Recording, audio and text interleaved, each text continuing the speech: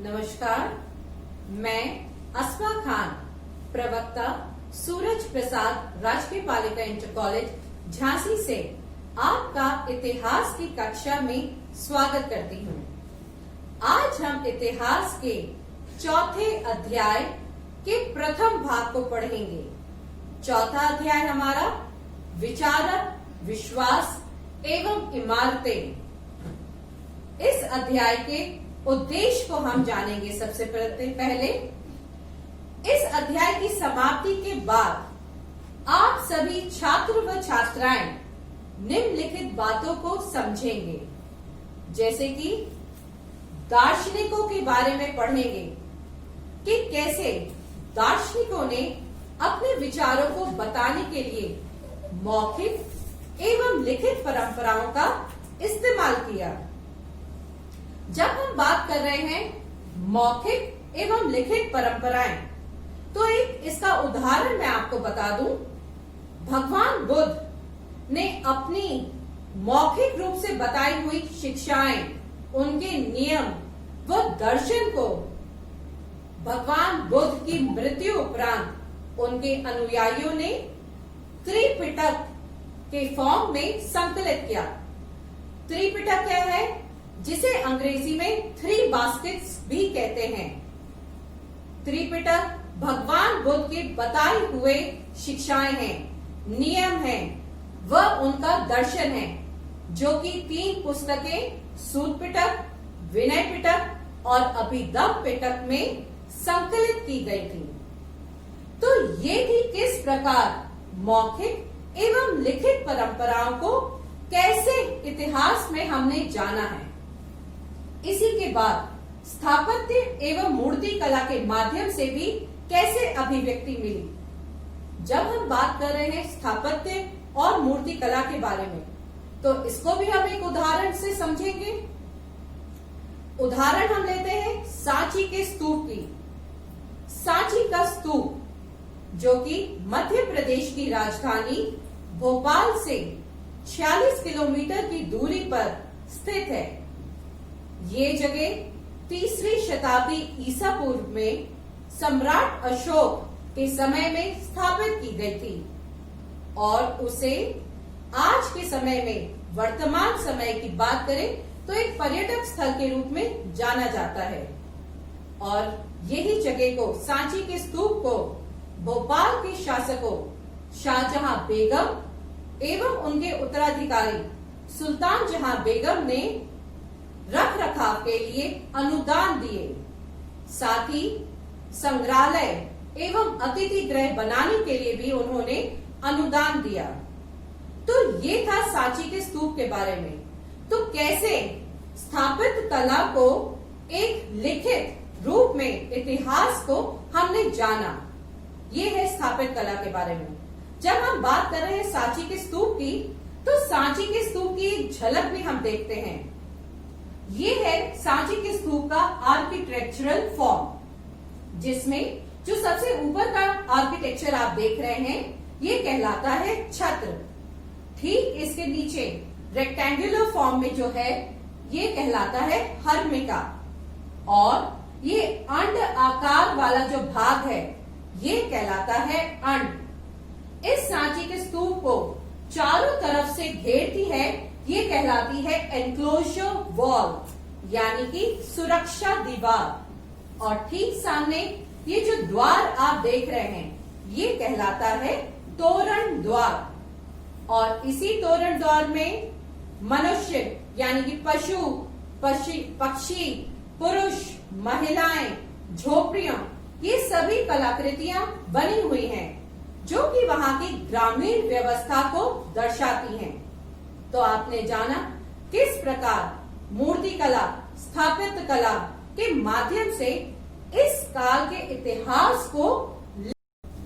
तो अब हम अपने इस भाग के परिचय के बारे में जानकारी हासिल करते हैं। प्रारंभिक भारत में जैन एवं बौद्ध धर्म पर ध्यान केंद्रित करने वाले प्रमुख धार्मिक विकासों पर चर्चा। अब इस समय ऐसे कौन से कारक रहे जिससे बौद्ध एवं जैन धर्मों को विकास की एक नवीन दिशा प्रदान की गई। जैसे कि क्या पुरातन व्यवस्था के कारण ऐसा हुआ, या क्या राजाओं द्वारा इन धर्मों को दिए गए संरक्षण के कारण ऐसा हुआ, ये सभी हम आगे आने वाले अपने अध्याय में और भाग में पढ़ेंगे। अब हम साथ में ये देखते हैं धार्मिक विचारों को किस तरह ग्रंथों के रूप में संकलित किया गया और साथ में वास्तुकला एवं मूर्ति कला में परिलक्षित हुआ। इसका एग्जाम्पल आप देख ही चुके हैं। महात्मा बुद्ध के दिए गए उपदेश, उनके नियम को किस प्रकार त्रिपिटक के रूप में संकलित किया गया, कैसे पुरातन कालीन व्यवस्थाओं से नवीन व्यवस्थाओं की ओर। अब वैदिक एवं उत्तर वैदिक काल से चली आ रही परंपराओं में परिवर्तनता के तत्व क्या रहे, इस पर भी चर्चा हुई। अब चर्चा किस तरीके से, क्या ये सामाजिक थी, क्या ये आर्थिक थी, क्या ये राजनीतिक थी, इन सभी बातों पर चर्चा की गई। साथ ही विचारकों का आना एवं समाज को नई दिशा प्रदान करना। अब विचारक आए, इस तरीके से वे लोगों से घुले मिले और लोगों का ध्यान आकर्षित किया कि लोगों को कौन सी बातें अच्छी लगी, जैसे कि जन्म, मृत्यु, जीवन चक्र, चेतना, मोक्ष इत्यादि। इन सभी बातों से एक नवीन दिशा प्रदान की। फिर हम देखते हैं सांस्कृतिक विकास के पुनर्निर्माण के क्या स्रोत है। इनको हम दो भागों में पढ़ेंगे। कैसे? विभिन्न भाषाओं में लिखे गए बौद्ध एवं जैन ग्रंथ, साथ ही ब्राह्मण ग्रंथ इत्यादि। अब बौद्ध एवं जैन ग्रंथ जैसे कि अंगुत्तर निकाय, जातक कथाएं, अगम, त्रिपिटक इत्यादि। अब ब्राह्मण ग्रंथ की बात करें तो वैदिक काल में लिखे गया ऋग्वेद, उत्तर वैदिक काल में लिखे गए सामवेद, यजुर्वेद, अथर्ववेद, उपनिषद, अरण्यक, मनुस्मृति इत्यादि। इन सभी से हमें जानकारी मिलती है। और जब हम बात कर रहे हैं भाषाओं की, विभिन्न भाषाओं, तो भाषाएं कैसी? पाली, प्राकृत, संस्कृत, ये सभी भाषाएं जो आम लोगों द्वारा बोली जाती थी एवं समझी जाती थी। अब इसके दूसरे भाग में क्या आ जाता है? स्मारकों और शिलालेखों सहित बड़ी प्रभावशाली बनी हुई इमारतें। जैसा कि आप जान ही चुके हैं, अभी मैंने एग्जाम्पल आपको बताया था सांची के स्तूप का, और साथ ही बुद्ध की कई ऐसी प्रतिमाएं थी जिनसे हमें इतिहास की जानकारी मिलती। तो अब हम देखते हैं मध्य प्रथम शताब्दी ईसा पूर्व को अक्सर विश्व इतिहास में एक मोड़ के रूप में जाना जाता है। मोड़ जिसे आप जंक्शन कहते हैं। जंक्शन यानी कि नई दिशा, नई सामाजिक व्यवस्था, नए परिवर्तन इत्यादि, ये सभी एक मोड़, जंक्शन के रूप में माना जाता है। यानी कि पुरातन व्यवस्था से नवीन व्यवस्था की ओर चले जाना। अब इन पुरातन व्यवस्थाओं में या परिवर्तन किस प्रकार, किन किन चीजों से, जैसा कि यज्ञ की परंपराएं, वर्ण व्यवस्था, जाति व्यवस्था, सामाजिक जटिलताएं, इन सभी से नवीन व्यवस्थाओं की ओर चले जाना। वो कैसे? वो विचारकों के माध्यम से, नवीन सोच के माध्यम से। अब जब यज्ञ की परंपरा जो कि पुरातन व्यवस्था थी, यहां से हम नवीन व्यवस्था की ओर चले गए, तो शुरुआती दौर में नए सवाल शुरू हो गए। नए सवाल के साथ साथ कुछ बहस एवं चर्चाएं भी शुरू हो गई। तो जब हम सबसे पहले देखते हैं यज्ञ की परंपरा। इस यज्ञ की परंपरा में चिंतन, धार्मिक विश्वास, व्यवहार आदि जैसे कई प्रकार की धाराएं इस समय प्रचलित थी। जैसा कि मैं बता चुकी हूँ, पुरातन व्यवस्था से ही ये चली आ रही थी, जैसा जाति व्यवस्था, वर्ण व्यवस्था, जो बहुत जटिल हो चुकी थी। प्रारंभिक वैदिक परंपरा विचार जो कि पहले से ही मौजूद थे, वे तो थे ही, परंतु इनके साथ साथ कुछ नवीन विचार भी उत्पन्न होने शुरू हो गए। अब पूर्व वैदिक परंपरा, जिसकी जानकारी हमें ऋग्वेद से प्राप्त होती है। ऋग्वेद में कुछ ऐसे देवताओं का वर्णन मिलता है, जैसा कि इंद्र, अग्नि, सोम इत्यादि देवताओं का वर्णन मिलता है। ये देवताओं की स्तुति का संग्रह इसका आशय है कि यज्ञ कर्म कांडों के दौरान उनका उच्चारण या उनकी स्तुति की जाती होगी। ये पौराणिक परंपरा थी। फिर प्रारंभ में अगर हम बात करें तो ये यज्ञ जो होते थे, पहले सामूहिक तौर पर होते थे।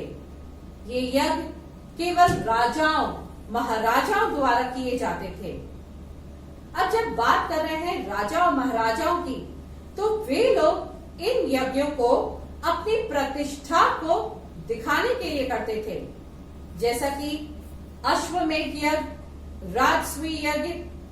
अब अश्वमेध यज्ञ की जब हम बात कर रहे हैं तो इसके बारे में मैं बता दूं, आप जानते ही होंगे, ये यज्ञ राजा अपनी प्रतिष्ठा को दर्शाने के लिए करता था, जिसमें वह एक घोड़े को छोड़ देता था कि वो पूरे हर जगह वो राज्यों के राज महीनों, दिनों, सालों तक जाता था, और जहां जहां वो घोड़ा जाता था वो पूरा राज्य उस राजा के अधिकार में हो जाते थे। और यदि कोई दूसरा राजा उस घोड़े को पकड़ता था तो उसे उसके साथ सीधा युद्ध करना पड़ता था। ये था एग्जाम्पल अश्वमेध यज्ञ का। अब इसी के साथ यज्ञों के अनुष्ठानों के लिए पुरोहितों का निर्भर रहना पड़ता था, और साथ ही यज्ञ जो पहले सामूहिक थे, अब आगे चलकर वे धीरे धीरे किसमें बदल गए। अब आज ही का देख रहे हैं आप, ये समूहों में, परिवारों में और अब घरों में भी होने लगे थे। और इसका मानना यह था इन यज्ञ से सुख, शांति और समृद्धि के लिए किए जाते थे। तो जब ये यज्ञ आपने पढ़ ही लिया है यज्ञों के बारे में, यज्ञ की पौराणिक क्या व्यवस्थाएं थी, तब इनकी वजह से कुछ नए सवाल उत्पन्न शुरू हो गए। लोगों ने इन यज्ञ अनुष्ठानों को लेकर सवाल शुरू कर दिए। सवाल किस प्रकार के, ये बताइए, क्या जीवन का क्या अर्थ है। वे पूछने लगे कि जीवन से हम क्या समझते हैं, मृत्यु के बाद जीवन की संभावना है या नहीं है। वे ये भी मानने लगे कि मृत्यु के बाद पुनर्जन्म के बारे में हमें जानकारी मिलती है कि नहीं मिलती है। लोग अगर बलि देते हैं तो क्या वे इस पुनर्जन्म या मृत्यु के बच सकते हैं या नहीं बच सकते हैं। साथ ही वो ये भी सोचने लगे, क्या यज्ञ कर्मकांड से जीवन सुख की ओर जाएगा। तो ये सारे सवाल थे जो लोगों के मन में शुरू होने लगे। लोग व्याकुल हो गए। अब इन सवालों की वजह से वे लोग इन कर्म कांडों पर अटकलें लगाने लगे, जिसकी वजह से क्या हुआ, विभिन्न विचारकों के बीच या बहस, चर्चाएं शुरू हो गई। और इन्हीं बहस और चर्चाओं से हम देखते हैं क्या प्रारंभ होता है। तो बहस एवं चर्चाओं में हम देखते हैं यज्ञ जैसी परंपराएं उस समय एक विशिष्ट वर्ग द्वारा आयोजित की जाती थी, जिसको मैं पहले भी आपको बता चुकी हूँ कि यज्ञ जैसी परंपराएं उस समय राजा महाराजाओं द्वारा आयोजित की जाती थी, जिसके लिए उन्हें पुरोहितों पर निर्भर रहना पड़ता था। अब अब जब इतनी सारी चर्चाएं आ गई और साथ ही नवीन विचारक भी, परंपराएं भी आने लगी, तो इनके मत चर्चाएं शुरू हो गईं और दोनों ने, चाहे पौराणिक विचारधाराएं हो या नवीन विचारधाराएं हो, दोनों के बीच इतने मत आ गए जिसकी वजह से नए नए संप्रदायों का उत्पन्न हो गए, प्रारंभ हो गए, जिसको हम देख सकते हैं लगभग 64 संप्रदाय या विचारकों के स्कूल आ गए। अब यहाँ स्कूल से तात्पर्य क्या है? स्कूल से तात्पर्य यहाँ आपके स्कूल जैसा स्कूल नहीं, बल्कि ये वह जगह होती थी जो विचारकों के आपस में बात करने वाली जगह को स्कूल कहते थे। अब जब हम बात कर रहे हैं विचारकों की, तब इसमें जब बौद्ध भिक्षु या अनुयायी रहे तो वे अपने विचारों का प्रसार करने के लिए अन्य दूर दराज के जगहों पे, स्थानों पर जाते थे, जहां उन्हें कई कई दिन, कई कई महीने, कई साल भी रुकना पड़ता था। तो ऐसी जगह जहां वे रुकते थे, ठहरते थे, बहस एवं चर्चाएं करते थे, ऐसी जगह को कुटारगरशाला कहते थे। अब कुटारगरशाला का शाब्दिक अर्थ हम देखते हैं क्या है। ये नुकीली छत, या जिसे आज के समय में कह सकते हैं टेंट कहा जा सकता है, उससे हम समझ सकते हैं नुकीली छत या झोपड़ी कुटारगरशाला कहलाती थी। अब बुद्ध एवं महावीर जैसे शिक्षकों ने अपने दर्शन की वैधता को समझाने के लिए कई कई लंबी लंबी यात्राएं की, बहुत दूर तक गए अपने धर्म को बताने के लिए, उपदेश देने के लिए। साथ ही तर्क वितर्क किए और उन्होंने ये भी बताया कि जन्म और मृत्यु से बड़ा कुछ नहीं होता, यही हमारे जीवन का अंतिम यानी कि आखिरी पड़ाव है। महावीर और बुद्ध वेदों के अधिकार पर सवाल उठाते रहे और ये बताते रहे कि ये सारी व्यवस्थाएं तर्क संगत नहीं है। वेदों के पर सवाल उठाते रहे, तर्क संगत नहीं, मतलब पुरातन व्यवस्था हो या वर्तमान नवीन व्यवस्था हो, सभी में कुछ कमियां होती हैं और कुछ अच्छाई भी होती हैं। ये पुरातन व्यवस्था से हम क्या समझ सकते हैं? अब आज के नवीन, जो उस समय नवीन विचारक रहे, उनका मानना था कि प्रत्येक व्यक्ति, चाहे वो महिला हो, पुरुष हो, किसी भी जाति का क्यों ना हो, वो धर्म मुक्ति या मोक्ष की प्राप्ति कर सकता है। अर्थात पुरातन स्थिति से भिन्न। अब भिन्न किस प्रकार से हम ये समझ सकते हैं, कहीं महिलाओं को अधिकार है, कहीं नहीं है, कहीं पुरुषों को अधिकार है, कहीं नहीं है, कहीं किसी जाति विशिष्ट को अधिकार है या नहीं है, कहीं किसी वर्ण को अधिकार था, कहीं किसी वर्ग को अधिकार था या नहीं था। तो इस प्रकार से भिन्नता थी और बुद्ध एवं जैन का मानना था कि व्यक्ति का अस्तित्व उसके जन्म, जाति या लिंग पर आधारित नहीं होता है। तो अब देखिए, विचारक, हमने इससे पहले पुरातन व्यवस्थाओं के बारे में पढ़ा, कैसी पुरातन व्यवस्थाएं थी, कैसी चली आ रही थी, जैसे कि यज्ञ, कर्मकांड, अनुष्ठान, किस तरह से ये व्यवस्थाएं थी। तो इनके साथ साथ जब नवीन विचारक आए तो उन्होंने बताया कि लोग दो तरह के थे, यानी कि भाग्यवादी और भौतिकवादी। भाग्यवादी लोग ये वो लोग होते थे जो केवल भाग्य पर भरोसा करते थे। वे ये मानते थे यदि हमारे भाग्य में होगा तो हमें मिलेगा, अगर नहीं होगा तो नहीं मिलेगा। भौतिकवादी लोग ये वो लोग थे जो ये मानते थे जो हमारे सामने है वही है, पहले से कुछ निर्धारित नहीं होता। ये जो दोनों शब्द हैं ये एक सोच को बताते हैं जो कि इस अध्याय का मुख्य केंद्र बिंदु है। इसी में एक हम वक्तव्य लेंगे। मकाली गोशाल ये एक भाग्यवादी विचारक थे। इनका क्या कथन था? इनका मानना था ज्ञानी और मूर्ख कर्म से बाहर नहीं आ सकते। न तो इसे कम किया जा सकता है और न ही इसे बढ़ाया जा सकता है। मूर्ख और बुद्धिमान लोग समान रूप से अपना काम करेंगे। मूर्ख लोग अपना काम करेंगे, ज्ञानी लोग अपना काम करेंगे और जीवन से दुखों का अंत करेंगे। इसी के साथ साथ अभी तो हमने देखा मकाली गोशाल का वक्तव्य। अब हम देखते हैं अजीत के स्कम्बलिन का, जो कि भौतिकवादी दार्शनिक थे।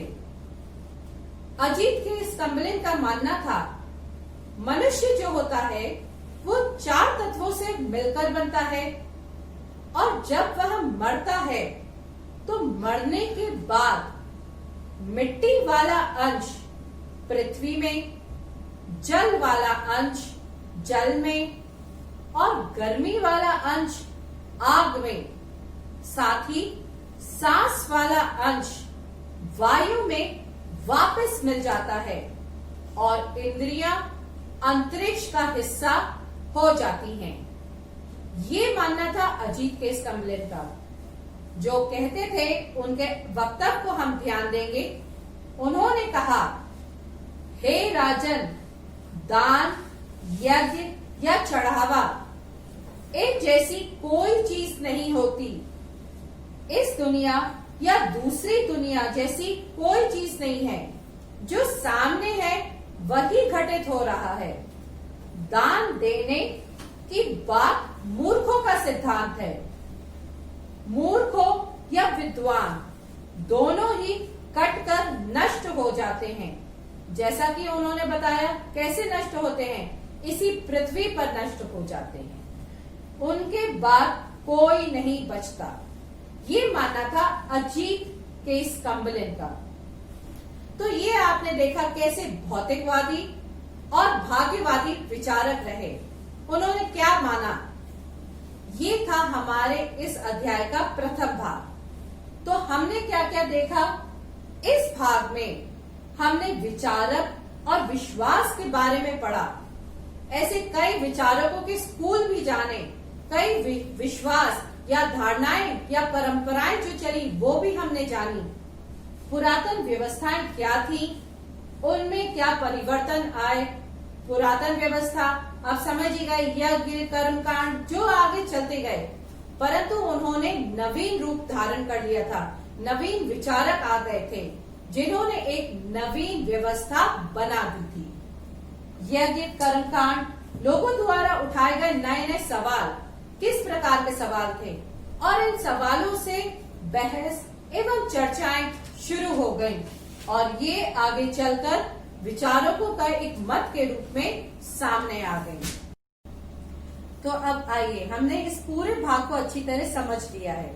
अब साथ ही साथ हमें ये भी जानना चाहिए कि किस प्रकार से एग्जाम में प्रश्न आते हैं और जब प्रश्न या क्वेश्चन आएंगे तो हमें किस दिशा में उसका उत्तर लिखना है। तो इसका भी एक एग्जाम्पल मैं आपको देती हूँ एक क्वेश्चन के फॉर्म में। यदि प्रश्न आता है 6ठी शताब्दी ईसा पूर्व को भारतीय इतिहास में महत्वपूर्ण क्यों माना जाता है, तो ये आप भली भांति समझ चुके हैं और पढ़ भी लिया है आपने।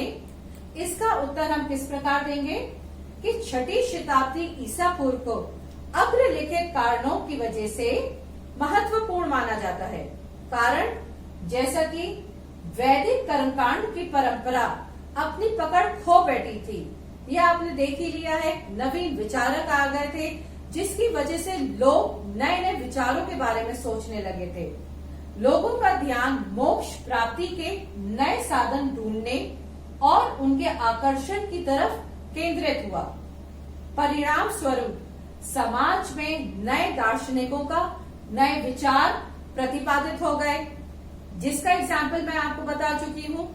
जैसा कि 64 संप्रदाय या स्कूल प्रतिपादित हुए थे।